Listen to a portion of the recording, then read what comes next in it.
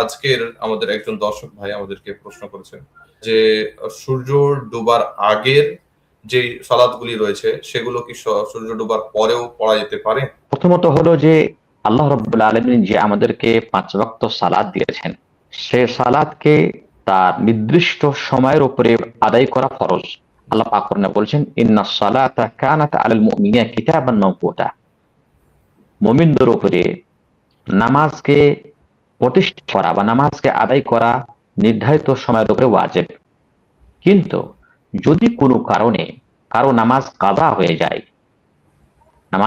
হয়ে যায়, সে ভুলবশত হোক কিংবা কোনো কারণবশত হোক, তাহলে রাসূলুল্লাহ সাল্লাল্লাহু আলাইহি ওয়াসাল্লাম বলেছেন, মান নামা আন সালাতিন আও নাসিয়াহা ফালইউসাল্লিহা ইযা যাকারাহা।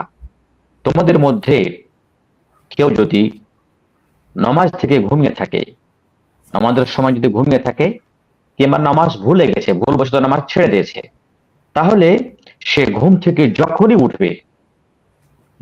উঠবে তখনই সে নামাজটা আদায় করবে। এবং কেউ যদি ভুলবশত কোনো নামাজকে ভুলে গেছে, স্মরণে নাই, যখনই তার স্মরণে আসবে তখনই পড়বে। যখনই স্মরণে আসবে, যেই মুহূর্তে, সূর্য ডোবার সময় হোক, সূর্য ডোবার আগেই হোক, সূর্য ডোবার পরে হোক।